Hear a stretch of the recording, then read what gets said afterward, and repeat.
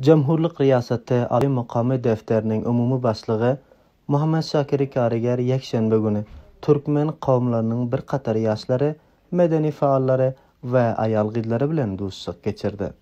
Abdulhamid Muradi, Ahmed Walid Kayhan, Asadullah Hamdard ve Hanım Gozel Sadık başkalarının namandaligida söz yürüdüp, olar Türkmen kavminin qiyinchiliklari ayratinda Balx viloyatidagi Türkmenlerin hamda narazilik namoyishini muhim hukumatli organlarda vazoratlar, muayyiniyatlar, elchiliklar ve hamda ularning davlatiy bursiyalarda sahmi azlig'idan shikoyat bildirib, Afg'oniston Islomiy Jamhuriyatining zirbinoyi katta projelari jumlasidan Kasa Berming, Tapi ve Lajavard projelarini alqishlab, o'z himoyatlarini bildirdilar.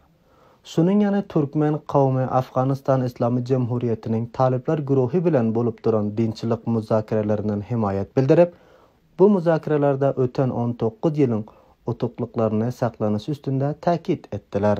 Hamda Türkmen qavmining yosh namoyandalari o'g'irlanan 9 yoshindagi Abduraufjaning dosyasini oliy maqomi tarafidan barliqlanishini istedilar.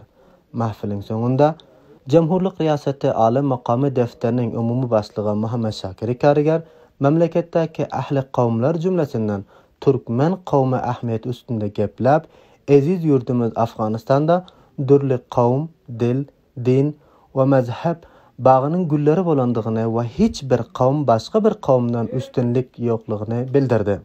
Hurmatli Kariger, Jaloliddin Jamhur raisining hidoyati asosida amniyati va kashfiy nihatlar 9 yaşındaki Abduraufjani o'g'irlar elinden azat edishini ko'shish edib va harakat edishlarini dile getirdi.